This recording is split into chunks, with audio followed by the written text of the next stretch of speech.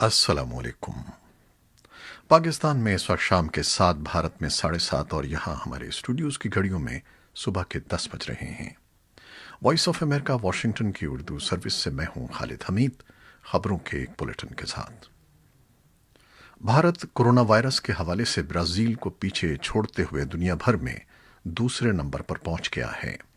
भारत की वजारत सेहत ने आज पीर के रोज़ 90,802 नए केसेस की निशानदेही की है, जिसके बाद भारत में कोरोना वायरस के कुल केसेस की तादाद 42 लाख तक पहुंच गई है। भारत में गुज़श्ता 24 घंटों के दौरान इस वायरस से 1016 हलाकतें हुई हैं, जिनके बाद कोरोना वायरस से होने वाली हलाकतों की तादाद भी 71,642 तक पहुंच गई है। केसेस के एतबार से अमरीका बदस्तूर पहले, भारत दूसरे और ब्राज़ील तीसरे नंबर पर रहे।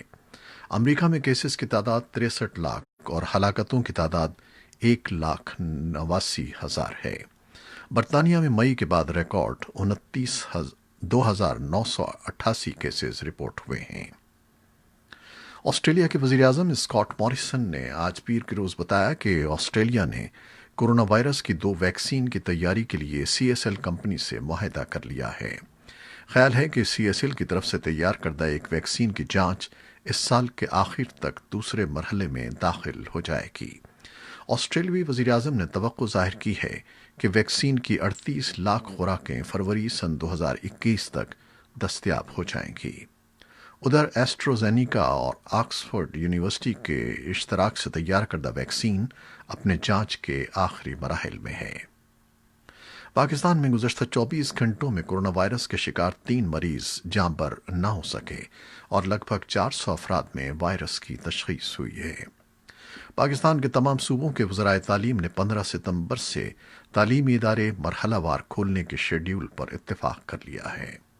वफाकी वज़ीर तालीम शफ़क़त महमूद की ज़ेर सदारत पीर को इस्लामाबाद में तमाम सूबों के वज़राए तालीम का मुश्तरका इजलास हुआ, जिसके दौरान कोरोना वायरस के बाइस ताअत्तुल के शिकार तदरीसी अमल की दोबारा बहाली से मुताल्लिक़ उमूर पर गौर किया गया। वज़राए तालीम के इस इजलास में मुल्क भर के तालीमी इदारे मरहलावार खोलने का मुत्तफ़िक़ा फ़ैसला किया गया। दूसरी जानिब वज़ीर आज़म इमरान खान ने कौमी राब्ता कमेटी बराए कोरोना वायरस का इजलास मंगल को बुला लिया है, जो तालीमी इदारों को खोलने के फ़ैसले की हतमी मंजूरी देगा। अफगानिस्तान के नायब सदर अमरुल्लाह सालेह का कहना है कि अमन मुज़ाकरात के लिए अफगानिस्तान की टीम के दोहा रवानगी में ताख़ीर की 2 वजूहात हैं, जिनमें से पहली तालिबान के हलकों में दोहा अमन मुज़ाकरात के हवाले से अंदरूनी इख्तलाफात हैं, जबकि दूसरी वजह तालिबान के बाकी 6 मुतनाज़ा कैदियों की रिहाई का मामला है। अमरुल्लाह सालेह का कहना था कि मज़कूरा 6 तालिबान कैदियों को कुछ मखसूस वक्त के लिए दोहा मुंतकिल कर दिया जाएगा। अफगानिस्तान के सदारती तर्जमान सिद्दीक सिद्दीकी ने कहा है कि मज़कूरा 6 तालिबान कैदियों को दोहा मुंतकिल करने के इंतजामात जारी हैं और इस मामले पर इत्तेफाक कर लिया गया है। तर्जमान ने आज पीर के रोज़ काबुल में एक प्रेस कॉन्फ्रेंस के दौरान कहा कि अफगानिस्तान हुकूमत की मुज़ाकराती टीम किसी भी वक्त दोहा रवानगी के लिए तैयार है और अफगानिस्तान की एक टेक्निकल टीम दोहा में मौजूद है, जो अफगानिस्तान की मुज़ाकराती टीम की आमद की तैयारियां कर रही है। तर्जमान के मुताबिक मुज़ाकरात की राह में हायल तकनीकी दुश्वारियां बड़ी हद तक दूर कर ली गई हैं। दूसरी जानिब तालिबान ने बैनुल-अक़वाम मुज़ाकरात के लिए 21 रुकनी टीम का ऐलान कर दिया है, जो अफ़गान हुकूमत के वफ़द से कतर के दारुल हुकूमत दोहा में मुज़ाकरात करेगी। अमरीका की हिमायत से होने वाले बैनुल-अक़वाम मुज़ाकरात का पहला दौर आइंदा हफ्ते दोहा में शुरू होगा। इन मुज़ाकरात में तालिबान की टीम की सरबराही मौलवी अब्दुल हकीम करेंगे। अफ़गान हुक्काम का कहना है कि तालिबान और अफ़गान हुकूमत की मुज़ाकराती टीमें अफ़गानिस्तान में मुस्तकिल जंग बंदी और शराकत इक़्तिदार के मामलात पर गुफ्तो शुनीद करेंगी। दरअसल असना अफ़गानिस्तान के लिए अमरीका के खुसूसी एलची ज़ल्मे खलीलज़ाद भी बैनुल-अफ़गान मुज़ाकरात में ताअवुन के लिए दोहा पहुंच रहे हैं। अमरीकी महकमा ख़ारजा की जानिब से जारी किए गए एक बयान में कहा गया है कि अफ़गान अवाम तशद्दुद के खात्मे और सियासी तस्फ़िये के लिए तैयार हैं, जिससे जंग का खात्मा होगा। बयान में कहा गया है कि अफ़गान रहनुमाओं को इस तारीख़ी मौके से फ़ायदा उठाना चाहिए।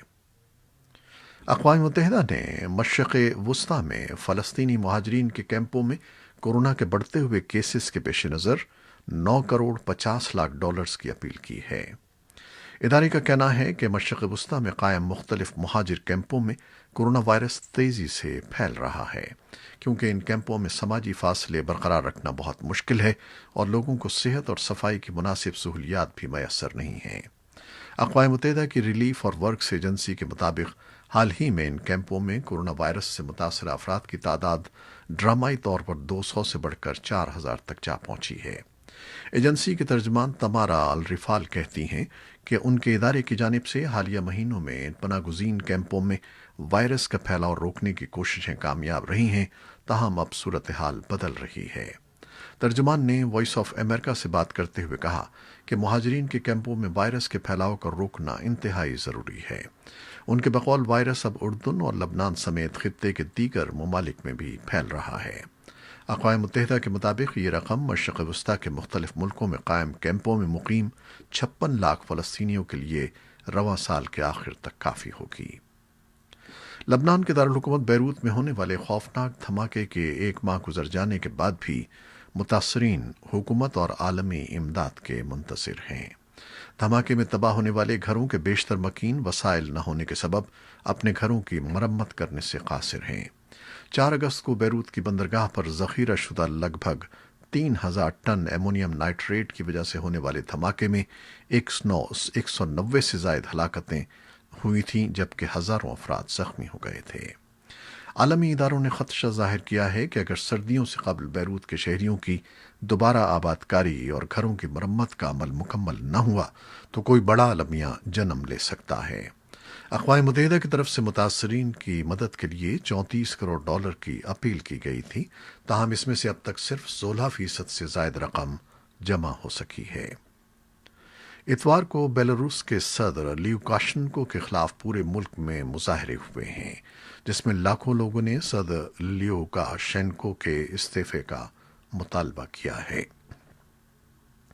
سندھ کے مختلف علاقوں میں شدید بارشوں اور سیلابی صورتحال کے باعث 23 لاکھ سے زائد افراد متاثر ہوئے ہیں، جبکہ 10 لاکھ ایکڑ سے زائد رقبے پر پھیلی فصلیں اور 77,000 سے زائد گھر متاثر ہوئے ہیں۔ صوبائی حکومت کا کہنا ہے کہ شدید بارشوں اور سیلاب سے 136 افراد ہلاک ہو گئے ہیں، جبکہ وفاقی حکومت سے درخواست کی گئی ہے کہ وہ اس مشکل صورتحال میں صوبے کی فوری مدد کرے۔ ادھر اپوزیشن جماعتوں کا کہنا ہے کہ صوبے میں صورتحال انتہائی گمبھیر ہے، جبکہ اس خدشے کا اظہار بھی کیا جا رہا ہے کہ سیلاب متاثرین کو مالی امداد کی فراہمی میں بڑے پیمانے پر بدعنوانی اور خرد برد ہو سکتی ہے۔ اپوزیشن جماعتوں کے رہنماؤں کا کہنا ہے کہ صوبائی حکومت نے 9 سال قبل آنے والے سیلاب کی تباہ کاریوں سے کوئی سبق نہیں سیکھا ہے۔ سوشل میڈیا اور ڈیجیٹل ورلڈ میں جہاں ہر کسی کے لیے اپنی آواز دنیا کے ہر کونے تک پہنچائی جا سکتی ہے، وہیں نظریاتی اور مذہبی اختلافات فرقہ واریت کی صورت اس قدر شدت اختیار کر چکے ہیں کہ سوشل میڈیا پر اشتعال انگیز مواد کی بھرمار ہے۔ ایسے میں حکومت پنجاب نے سوشل میڈیا پر نفرت انگیز مواد پر کارروائی کا اختیار انسداد دہشت گردی کے محکمے کو سونپ دیا ہے، جس پر مذہبی رہنماؤں نے اپنے خدشات کا اظہار کیا ہے، جبکہ انسانی حقوق کی تنظیموں کا کہنا ہے کہ یہ کام اداروں کے بجائے سیاسی جماعتوں کو کرنا چاہیے۔ اسلام آباد ہائی کورٹ میں ایس ای سی پی کے ایڈیشنل جوائنٹ ڈائریکٹر اور سابق صحافی ساجد گوندل کے لاپتہ ہونے کی کیس میں چیف جسٹس اطہر من اللہ نے وزارت داخلہ کی کارکردگی پر شدید اعتراض کرتے ہوئے کہا ہے کہ وزیراعظم کو اس معاملے سے آگاہ ہی نہیں کیا گیا۔ انہوں نے کہا کہ چیئرمین مسنگ پرسن کمیشن نے اس کیس کا نوٹس لیا ہے۔ آج امریکہ میں محنت کشوں کا دن منایا جا رہا ہے۔ ہر سال ستمبر کے پہلے سوموار کو محنت کش کارکنوں اور ملک کی خوشحالی کے لیے ان کی خدمات کو خراج تحسین پیش کرنے کے لیے عام تعطیل ہوتی ہے۔ 5 ستمبر 1882 کو نیو یارک میں مینہٹن کی سڑکوں پر 10,000 سے زیادہ مرد و خواتین نے پریڈ کرتے ہوئے پہلی بار یوم محنت منایا تھا۔ نیو یارک کی مرکزی لیبر یونین نے ان کارکنوں کی یاد منانے کا اہتمام کیا تھا جنہوں نے محنت کشوں کے لیے زیادہ اجرتوں، کم اوقات کار اور کام کے لیے بہتر حالات کے حصول کے لیے جدوجہد کی تھی۔ اس سال کووڈ-19 کی عالمی وبا نے محنت کشوں کے لیے نئے چیلنج پیدا کیے ہیں۔ ہنگامی خدمات سر انجام دینے والے ملازمین اور طبی شعبے کے پیشہ ور افراد نے بیماریوں کا علاج کرنے اور قریب المرگ افراد کو راحت پہنچانے کے لیے اپنی زندگیاں داؤ پر لگا دی ہیں۔ سینکڑوں ہیلتھ ورکرز نے اپنی فرض شناسی کا ثبوت دیتے ہوئے اپنی زندگیوں کا نذرانہ پیش کیا۔ صدر ڈونلڈ ٹرمپ نے کہا ہے کہ ضرورت کی اس گھڑی میں دنیا نے ایک مرتبہ پھر امریکہ کی ناقابل شکست قوت کا مظاہرہ دیکھا ہے۔ ہماری تمام سرزمین پر جرات مندانہ افراد میدان میں اتر آئے ہیں۔ ڈاکٹرز اور نرسیں راتوں کی نیند قربان کر رہی ہیں تاکہ ہر ممکن طور پر زندگیوں کو بچایا جا سکے۔ چین کے حکام نے چین میں امریکی خبر رساں تنظیموں کے لیے کام کرنے والے غیر ملکی صحافیوں کو پریس کے لیے کام کرنے کے اجازت ناموں کی تجدید روک دی ہے، جو بیجنگ اور واشنگٹن کے درمیان اقتصادی اور سفارتی اختلافات کے نتیجے میں رد عمل کے جاری سلسلے کی تازہ ترین پیش رفت ہے۔ جن صحافیوں نے حال ہی میں اجازت ناموں میں سال بھر توسیع کی درخواست کی ہے، انہیں عارضی اجازت ملی ہے جو محض 2 ماہ کے لیے ہے۔ سی این این نے تصدیق کی ہے کہ ان کے اپنے نمائندوں میں سے ایک امریکی نژاد ڈیوڈ کلور بھی چین کے اس فیصلے سے متاثر ہوئے ہیں۔ امریکہ کے محکمہ خارجہ کی خاتون ترجمان مارگن آرٹیگس نے ایک بیان جاری کرتے ہوئے کہا ہے کہ بلا شبہ امریکہ کو تشویش ہے کہ پی آر سی کی مجوزہ کارروائیوں سے چین میں رپورٹنگ کی صورتحال خراب ہوگی۔ P R C People's Republic of China کے لیے حوالہ ہے، جو ملک کا باضابطہ نام ہے۔ امریکہ کی ریاست کیلیفورنیا کے جنگلات میں کئی ہفتوں سے لگی آگ نے 145 مربع کلومیٹر کے رقبے کو اپنی لپیٹ میں لے رکھا ہے۔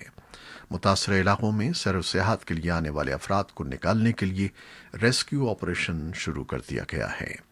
کیلیفورنیا میں آگ سے نمٹنے کے محکمے کے مطابق اس وقت آگ بجھانے کے عملے کے 12,500 اہلکار 22 مقامات پر بڑی آگ پر قابو پانے کی کوشش کر رہے ہیں۔ حکام کے مطابق شدید گرمی کے باوجود فائر فائٹرز نے 2 مقامات پر بڑے پیمانے پر پھیلی آگ پر قابو پا لیا ہے۔ ریاست میں اس وقت 900 مقامات پر آگ بھڑک رہی ہے، جن میں سے بہت سی جگہوں پر آسمانی بجلی گرنے سے آگ زیادہ بھڑک اٹھی۔ آگ کے باعث اب تک 15 لاکھ ایکڑ کا رقبہ جل کر خاکستر ہو گیا ہے، جبکہ 8 افراد ہلاک اور 3,300 عمارتیں منہدم ہو گئی ہیں۔ شیور نامی جھیل کے نزدیک بھڑکتی ہوئی آگ نے علاقے کو اپنی لپیٹ میں لے رکھا ہے، جس کی وجہ سے وہاں کے تالاب کے پاس سیاحوں کے کیمپ کی جگہ تک جانے والا راستہ اس کی لپیٹ میں ہے۔ یہ تھیں وہ خبریں جو فیس بک لائیو پر ہم نے آپ کے لیے پیش کی۔ ہماری ویب سائٹ اور یوٹیوب پر یہ بلیٹن پوسٹ کر دیا جاتا ہے، جسے آپ بعد میں بھی دیکھ سکتے ہیں۔